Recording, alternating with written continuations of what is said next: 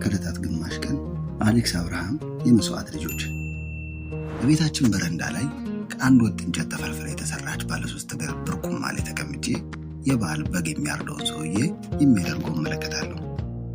ይቺ ብርኩማ ምኗም አይመቸኝም። ሁልጊዜ እንደገና ላለመቀመጥ በልቤ ወስራና በቀጣዩ ቀን ግን ከቤት አንጠልጥዬ የምወጣው ይችኑ የማትመች ብርኩማ ነበር። ቀላል ስለሆነችም እንደሆነ እንጃ። ከኔ ያለፍ ብሎ እናቴ ከጣውላ በተሰራ ትልቅ መክተፊያ ላይ ሽንኩርት እየከተፈች 10 ጊዜ ባይበሉባ አፍንጫዋና አይኗን ትጠርጋለች። ከበረንዳው 5 እርምጃ ራቅ ብሎ ቁምጣ የለበሰ በግ አራጅ ባህር ዛፍ ግንድ ላይ ተዘግዝጎ የተሰቀለውን በግ ያርዳል። ቆዳውን ገፎ ጨርሶ የበጉን ሆድ ዕቃ ከፍቶት ነበር። በቤት ውስጥ ከተከፈተ ሬዲዮ ባህል በመጣ ቁጥር በመንግስት አዋጅ የታዘዘ ይመስል ሁሉም ቤት የሚከፈተው አንድ ባህል ዘፈን ይሰማል። ያኮራናል፣ ውብ ባህል ሞልቶናል። ይህ ነገር ድመት ላለው ሰው ሰጥቶ አለ በግዛዊ ነው። ከበጉ ሆድ ዕቃ ቆርጦ ያወጣው ትኩስ ሳምባ በግራ እጁ አንጠልጥሎ ኧረ ወዲያ ጣለው፣ በሰፈሩ አንድም ድመት የለም አለች እናቴ። ውሻም ቢሆን ያው ከማለቱ እናቴ በተሰራጨ ድምፅ ግድ የለም ጣለው፣ ከየት የመጣ ውሻ ነው አለችው። በግዛዊው አንድ ሳምባውን አንድ እናቴን አፈራርቆ ተመልክቶ ለራሱ በሚመስል ጥያቄ ይሁን ግር ባለየለት ድምፅ እንዴት በመንደሩ አንድ እንኳን ድመት የለም ብሎ ሀሳቡን ሳይጨርስ ሳምባውን እንዳንጠለጠለ ወደፊት ራመዳልና ደም ፈርሶ ሞልቶ የተቀመጠው ቀይ ፕላስቲክ ባልዲ ውስጥ ቀስ አድርጎ ጨመረ።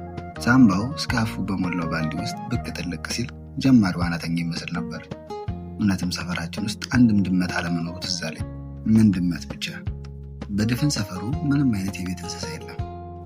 በእኔ እድሜ እዚህ ሰፈር ውስጥ የማስታውሰው ብቸኛ የቤት እንስሳ አንዲት ነጭ በግ ብቻ ነበረች። የአስቴር በግ ትባላለች። ስለ ሰፈሩ በአጭሩ ግለጽ ብባል ብዙ ሰውና አንድ በግ የሚኖርበት ሰፈር የሚል ይመስለኛል። የሌሊት የዶሮ ጩኸት እንኳን በበዓል ካልሆነ በስተቀር ሰምቼ አላውቅም። እሺ ላም አርብቶ ወተት በሬ አድልቦ ስጋው ይቅር፣ ነዋሪው በየጊዜው አይጥ ልብሴን በልቶት እንጀራ ማስቀመጫ መሶቤን ሸንቁሮት የልጄን ደብተር ቀዶት እያለ የሚያምርበት ሰፈር ላይ አንድ እንኳን ድመት አለመኖሩ አይገርምም? ሌባስ መረራን የሚባልበት ሰፈር እንዴት አንድ ውሻ ሳይኖር ቀረ? አይጡም ሌባውም ይቅር፣ እንዲሁ እንስሳት የሚወድ ሰው እንዴት ይጠፋል? ሳስበው እንደ አዲስ ይገርመኛል። ከዚህ ሁሉ ነገር በላይ ደግሞ የሚገርመኝ የዚያች አንዲት በግ ነበር። በእርግጥ በጓ ምንም የሚያስገርም ነገር አልነበራትም።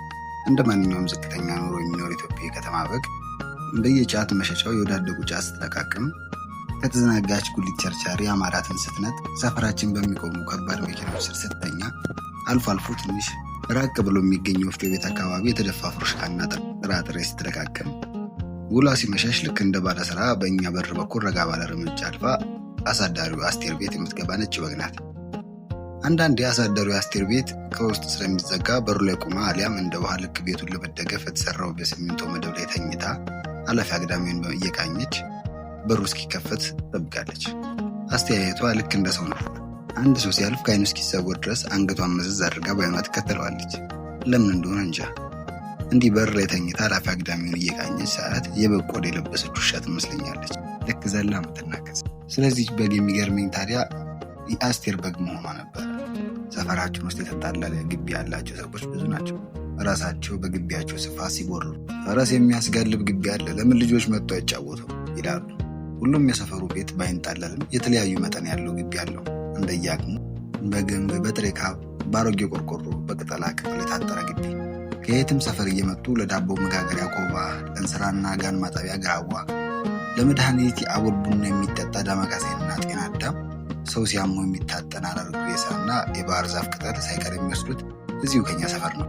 ከጎጆ መቀለሻነት አልፎ ይህን ሁሉ የእጽዋት ዘር የሚያመርት ግቢ ያለው ነዋሪ ታዲያ ይሄ ሁሉ ባለጋሻ መሬት ላደረገው በሰፈሩ ውስጥ አጥርም ግቢም የሌላት አንዲት ክፍል ደሳሳይ ቀበሌ ቤት ውስጥ የምትኖር አስቴር የምትባል ሴት ከአልጋ መዘርጊያዋ በተረፈቻት ቦታ ላይ አንድ በግ ማሳደጉ አይገርምም? አንዳንድ የሰፈራችን ሰዎች ይህች ነጭ በግ ነገር አላት ይላሉ። ያው አስደግማባታለች ለማለት ነው። መቼም በሀገራችን ከእንስሳት ስም በፊት ቀለም ከቀደመ ወደ ድግምት ነው።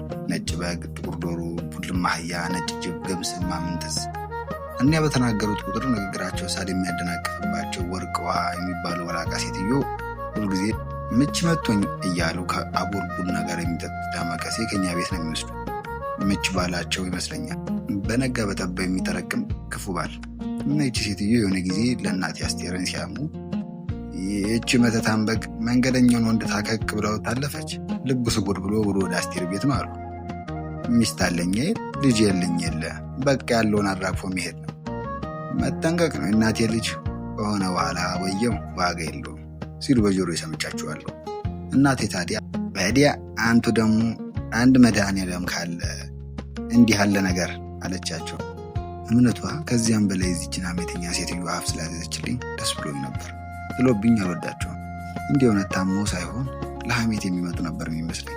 ምን ዋጋ አለው? አንድ ቀን አባቴ ከዋለበት ሲመለስ ገና ከበር ይህቺ አስቴር ወግ እንዴት ያለች ነጣቂውን አለች አለ።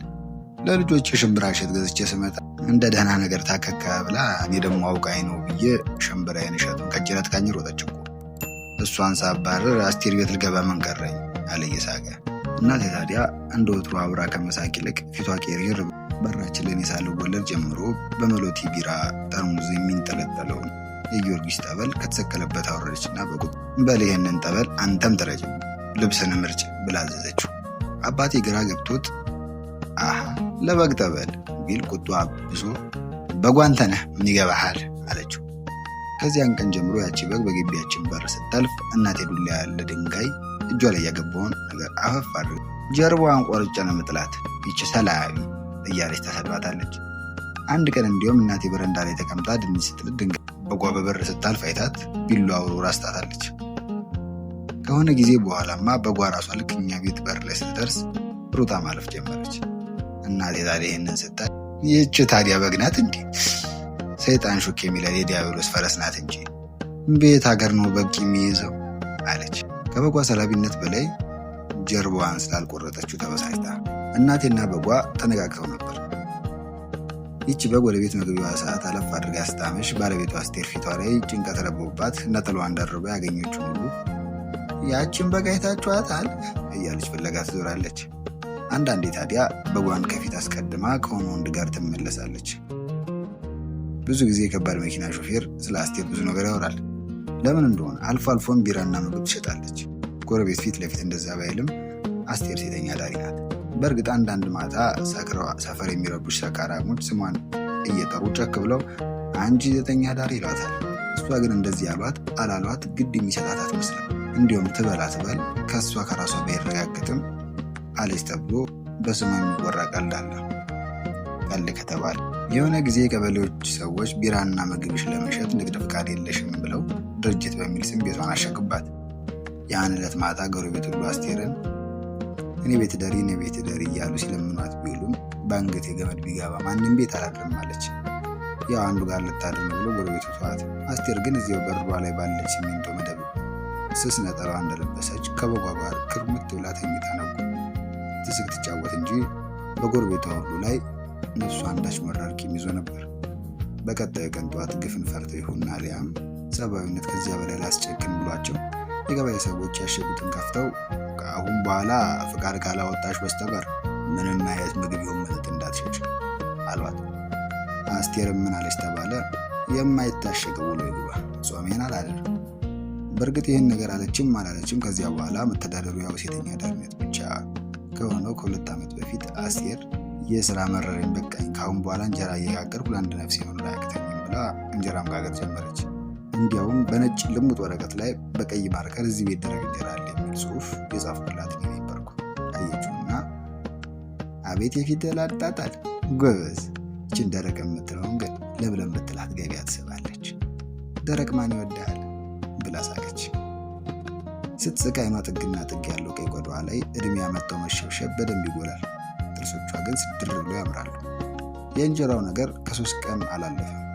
ጎረቤት የተመካከረ ይመስል ከእሷ ቤት እንጀራ በስመ አብ እያለ ወደ ነፃነት ሰማይ ልትበርበት ያቆጠቆጠችውን የእንጀራ ክንፍ የአመፀኞች ማግለል አሻገተባት። ክንፏም ልቧም ተሰብሮ መልሷ እዚያው አቧራ ላይ ወደቀች።